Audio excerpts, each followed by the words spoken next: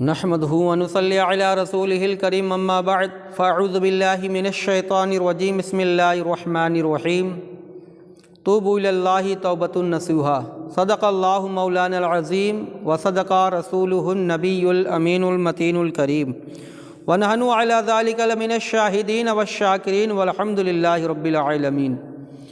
کر جوانی میں عبادت کاہلی اچھی نہیں، گر بڑھاپا آ گیا کچھ بات بن پڑتی نہیں۔ ہاتھ میں اور پاؤں میں پھر جور وہ قوت کہاں، نطق میں بینائی میں پھر بات وہ طاقت کہاں۔ گر جوانی بھی نہ ہوگی موت جس دم آئے گی۔ خطبہ مسنہ کے بعد جو آیت کریمہ تلاوت کرنے کا شرف حاصل کیا، اللہ تبارک و تعالی قرآن مجید فرقان حمید میں ارشاد فرماتا ہے کہ توبوا الی اللہ توبۃ نصوحا، اللہ کے لیے سچی توبہ کرو، توبۃ نصوحا کرو، ایسی توبہ کہ جو اس کے طرف پلٹ کے دوبارہ خیال بھی نہ جائے۔ نبی اکرم صلی اللہ تعالی علیہ وسلم ارشاد فرماتے ہیں اپنے صحابہ کرام سے کہ تم لوگوں میں سے پہلے کا ایک شخص تھا جو 99 قتل کیا تھا۔ ایک دن وہ اپنے گناہوں پر نادم ہوا، شرمندہ ہوا، تو لوگوں سے پوچھا کہ بڑا عالم کہاں پر ہے؟ تو جب وہ شخص بڑا عالم کی تلاش میں نکلا تو بڑے عالم سے ملاقات ہوئی، تو اس شخص نے کہا کہ کیا میری معافی کی کوئی صورت ہے؟ تو اس پادری نے کہا کہ گناہ کیا کیا ہے؟ کہا 99 قتل کیے ہیں۔ کہا اللہ تمہیں کبھی نہ معاف فرمائے گا۔ کتنی عورتوں کو بیوہ کر دیا، کتنے بچوں کو یتیم بنا دیا، کتنے گھر والوں کو بے گھر کر دیا، تمہیں اللہ معاف نہیں کرے گا۔ تو اس شخص نے کہا جب اللہ معاف نہیں کرے گا تو تمہیں ہم بھی قتل کر دیتے ہیں۔ اس کا بھی قتل کر دیا۔ کچھ عرصہ گزرا تو پھر اس کے دلوں میں خیال گزرا اور اپنے گناہوں سے شرمندہ ہوا اور نادم ہوا۔ پھر لوگوں سے پوچھا کہ کوئی بڑا عالم ہے؟ کہا ہاں فلاں جگہ پہ بڑا عالم رہتے ہیں۔ تو وہ شخص اس عالم کے پاس پہنچا اور کہا کہ کیا میری معافی کی کوئی صورت ہے؟ کہا بولو تمہارا گناہ کیا ہے؟ کہا ہم 100 قتل کیے ہیں۔ کہا کہ بے شک اللہ غفور الرحیم ہے، اللہ معاف کر سکتا ہے، مگر شرط یہ ہے کہ فلاں بستی میں چلے جاؤ، وہاں اللہ والے رہتے ہیں، عبادت گزار رہتے ہیں، اگر وہ تمہارے لیے دعا کر دیں تو بے شک اللہ تمہارے گناہوں کو معاف فرما دے گا۔ تو وہ شخص چلا، کچھ ہی راستہ طے کیا تھا کہ اس کا انتقال ہو گیا، اور جب اس کا انتقال ہو گیا تو جنت اور جہنم کے فرشتے آئے۔ جہنم کے فرشتوں نے کہا کہ ہم اسے جہنم میں لے جائیں گے کیونکہ گناہ گار تھا، 100 قتل کیا تھا، ابھی نیکی کی طرف چلا ہے۔ فرشتوں نے کہا یہ نیکی کی طرف چلا تھا، توبہ کی نیت سے چلا تھا، لہٰذا ہم اسے جنت میں لے جائیں گے۔ ادھر اللہ تبارک و تعالی نے فرمایا کہ اے میرے فرشتوں آپس میں تکرار نہ کرو، دونوں طرف کی زمین ناپ لو۔ تو جب زمین ناپنے لگے ادھر اللہ نے حکم دے دیا کہ نیک بستی والوں کی طرف زمین سمٹ جا۔ ان اللہ والوں کی طرف جا رہا تھا، وہ زمین کو حکم دے دیا کہ سمٹ جا۔ دونوں طرف کی زمین ناپی گئی، جہنمیوں کے راستے والی زمین دور پڑ گئی اور جنت والے راستے کی زمین قریب ہو گئی۔ کسی روایت میں آتا ہے کہ ایک بالش سے قریب تھی، تو جنت والے فرشتے اس کو جنت میں لے کے جاتے ہیں۔ یہ ہے توبۃ النصوحا، اور یہ ہے توبہ کرنے کا اجر۔ ایک شخص جھوٹ بولا کرتا تھا، چوری کرتا تھا، زنا کرتا تھا، شراب پیتا تھا، نبی کی بارگاہ میں حاضر ہوا اور عرض کیا یا رسول اللہ صلی اللہ تعالی علیہ وسلم اگر آپ فرمائیں تو ہم 4 بری عادتوں میں سے ایک عادت کو چھوڑ دیں گے۔ میرے آقا نے فرمایا کہ تو ایسا کر کہ جھوٹ بولنا چھوڑ دے۔ تو کہا یا رسول اللہ میں وعدہ کرتا ہوں کہ جھوٹ نہیں بولوں گا۔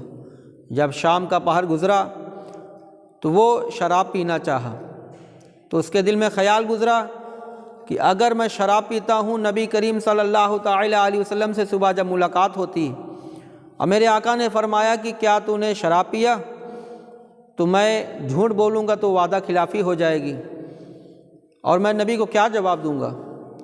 پھر آقا صلی اللہ تعالی علیہ وسلم نے فرمایا پھر جب کچھ اور رات کا پہر گزرا تو اس کے دل میں خیال گزرا کہ چلو چوری کرائیں۔ جب چوری کے ارادے سے چلا تو خیال گزرا کہ صبح نبی پوچھیں گے کہ کیا تو نے چوری کی ہے، تو میں کیا جواب دوں گا؟ جھوٹ تو بول نہیں سکتا کیونکہ نبی سے وعدہ کیا تھا۔ اسی طریقے سے جب اور رات کا پہر گزرا تو منہ کالا کرنا چاہا تو اس نے کہا اگر صبح نبی پوچھیں گے کہ کیا تو نے زنا کیا، بدکاری کی، تو میں نبی کو کیا جواب دوں گا؟ تو حضور اقدس صلی اللہ تعالیٰ علیہ وسلم سے کیے ہوئے وعدے کے مطابق جھوٹ بول نہیں سکتا۔ تو اسی دوران اس کی رات گزر گئی۔ جب صبح ہوئی تو نبی کی بارگاہ میں حاضر ہو کر سچے دل سے توبہ کر کے وہ عبادت گزار بن جاتا ہے اور کہتا ہے یا رسول اللہ، آپ نے میری ایک غلطی کو چھڑائی، ایک بری عادت کو چھڑائی، اس کی وجہ سے سارے بری عادتیں ہماری چھوٹ گئی۔